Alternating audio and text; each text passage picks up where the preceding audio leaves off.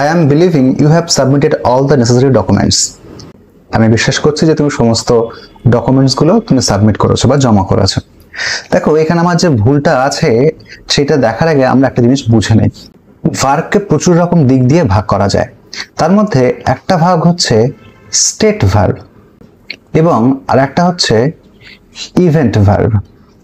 যে ভার্বগুলো করতে গেলে অঙ্গ সঞ্চালনা অর্থাৎ হাত পা নড়াচড়া করা হয় বা দেহের অঙ্গের সঞ্চালন ঘটে সেগুলোকে হচ্ছে ইভেন্ট ভার্ব, অর্থাৎ সেগুলোকে বলা হয় ঘটনাধর্মী ক্রিয়া। আর যেগুলো হচ্ছে ধরাছোঁয়ার বাইরে সেগুলো হচ্ছে অবস্থানধর্মী ক্রিয়া। ফিল, লাভ, বিলিভ, হেট, লাইক, প্রেফার, নো, আরো আছে ওয়ান্ট। আর ইভেন্ট ভার্ব কি? যেমন হচ্ছে রান, সে, ওয়াক, ড্রিঙ্ক, অর্থাৎ যেগুলো করতে গেলে অঙ্গ সঞ্চালনের প্রয়োজন পড়ে সেগুলো হচ্ছে ইভেন্ট ভার্ব বা ঘটনাধর্মী ক্রিয়া।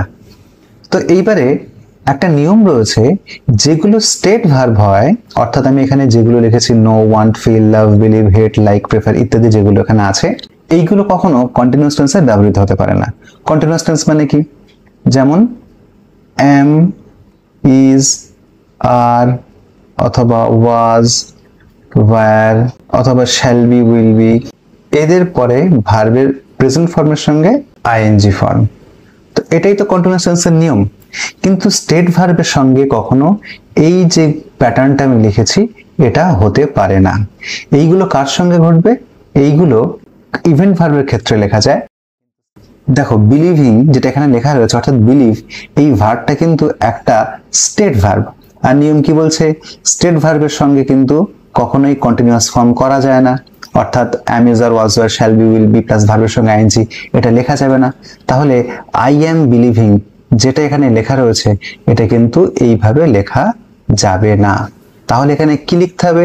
এখানে লিখতে হবে প্লেন আই বিলিভ, অর্থাৎ সিম্পল প্রেজেন্টটা আমাদেরকে লিখতে হবে। I believe you have submitted all the necessary documents. No sooner did we receive your message when we heaved a sigh of relief. যেই না যেই আমি তোমাদের চিঠিটা পেলাম বা তোমার চিঠিটা পেলাম আমরা শান্তি নিঃশ্বাস ফেললাম। তো আমরা ইতিমধ্যে আমাদের চ্যানেলে No sooner, as soon as, hardly এবং seriously দিয়ে একটা ভিডিও অলরেডি বানিয়ে ফেলেছি। তোমরা চাইলে সেখানটা ফুল ভিডিওটা দেখে নিতে পারো, আশা করি তোমরা উপকৃত হবে। তো এখানে আমি নিয়মটা ছোট্ট করে বলে দিই যে কিছু কোরিলেটিভস রয়েছে। কোরিলেটিভস মানে কি? যেগুলো পরস্পরের সঙ্গে সম্পর্কযুক্ত, একটা আসলে আর একটা আসে। যেমন কি ধরো সো, সো যদি কোনো বাক্যে আসে তাহলে তার সঙ্গে দ্যাট আসবে।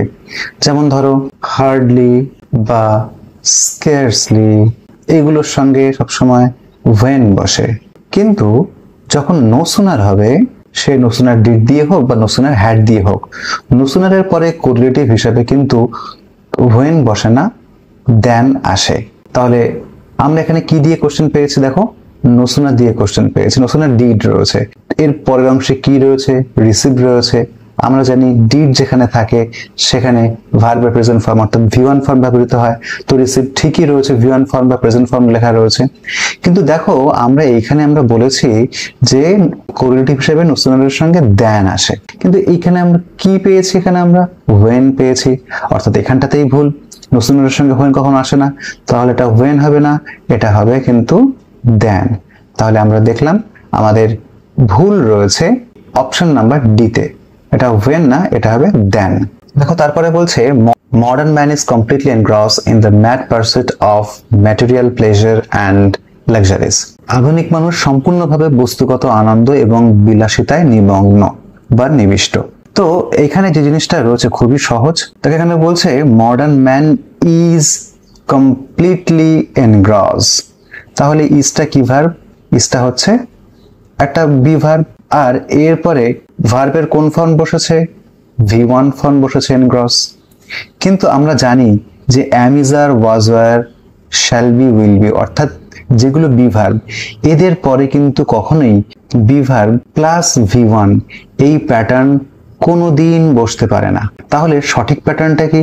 বি ভার্ব এর পরে যদি আমাকে কোনো ভার্ব বসাতেই হয় তাহলে সেই ভার্বের থার্ড ফর্ম বসে, এটাই কিন্তু সঠিক নিয়ম। তাহলে ইজ এরপরে যে এনগ্রস কথাটা রয়েছে তাহলে এটা ভুল হয়ে গেল, কারণ ইজ হচ্ছে বি ভার্বের মধ্যে পড়ছে, আর এনগ্রস তো লেখা যাবে না, লিখতে হবে কি এনগ্রসের থার্ড ফর্ম, তাহলে এটা এনগ্রস হবে না, এটা হবে এনগ্রসড। ভুল কিন্তু রয়েছে এই অপশনে।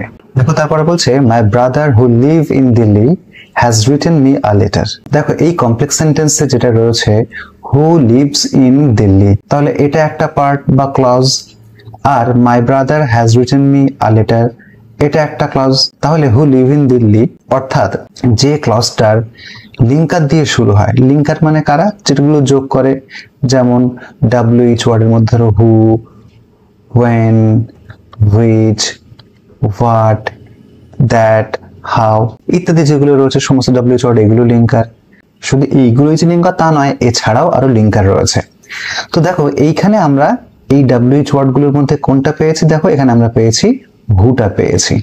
তাহলে দেখো যদি আমরা বিচার করি, বলছে my brother who live in Delhi, আমার ভাই যে দিল্লিতে বাস করে, তাহলে হু মানে আসলে কে, হু মানে কিন্তু আসলে হচ্ছে মাই ব্রাদার। তাহলে এখানে হু যে ব্যক্তি, মাই ব্রাদারও সেই ব্যক্তি। তাহলে মাই ব্রাদার কি, মাই ব্রাদার এটা কিন্তু থার্ড পারসন সিঙ্গুলার নাম্বার, আর আমরা জানি এই থার্ড পারসন সিঙ্গুলার নাম্বারের পরে যে ভার্ব বসে সেই ভার্বের সাথে কিন্তু একটা এস বা ইএস বসে। আমরা কি লিখি, আমরা কি লিখি হি গো, নাকি আমরা লিখি হি গোজ? অবভিয়াসলি আমরা হি গোজ এইটা লিখি, হি গো লিখি না। ঠিক তেমনি শি প্লে নাকি শি প্লেজ, শি প্লেজ ওই যে হি, শি, ইট, দিস, দ্যাট একটা নাম, এদের পরে যে ভার্ব হয় তার সঙ্গে এসবিএস বসে, ওই নিয়মটা মনে রাখতে হবে। তাহলে মাই ব্রাদারও তো একটা নাম, এটা একটা সম্পর্কের নাম। তাহলে এর পরে যে ভার্ব রয়েছে, অর্থাৎ হু যদি মাই ব্রাদার হয়, তাহলে হু এর পরে যে ভার্ব রয়েছে তার সঙ্গে তো অবশ্যই এখানে যেমন আমরা এস যোগ করেছি না, ঠিক তেমনি এখানেও তো এস যোগ করতে হবে। তাহলে এটা কিন্তু হু লিভ ইন দিল্লি হতে পারে না, এটা হবে কিন্তু হু লিভস ইন দিল্লি। তাহলে আমরা দেখলাম ভুল রয়েছে অপশন নাম্বার এ তে। দেখো তারপরে বলছে no less than 50 participants were present for the singing competition. কমপক্ষে 50 জন অংশগ্রহণকারী সিঙ্গিং কম্পিটিশনের জন্য উপস্থিত হয়েছিল। তো আমরা জানি একটা ফ্রেজ রয়েছে যেটা হচ্ছে নো লেস দ্যান, আর এর অর্থ হচ্ছে কমপক্ষে। অর্থাৎ এখানে বলতে চেয়েছে কমপক্ষে 50 জন অংশগ্রহণকারী উপস্থিত হয়েছিল। আর তাছাড়া নো লিস্ট দেন এটা একটা ভুল ব্যবহার। তাহলে আমরা দেখলাম কি নো লিস্ট দেন, এই লিস্ট কথাটা এখানে হবে না, এখানে কিন্তু হবে নো লেস দেন। এটাই কিন্তু এই ফ্রেজের সঠিক ব্যবহার। তাহলে আমরা দেখলাম অপশন নাম্বার সি এটাতেই কিন্তু ভুল রয়েছে, লিস্ট দেন নয়, এটা হবে লেস দেন।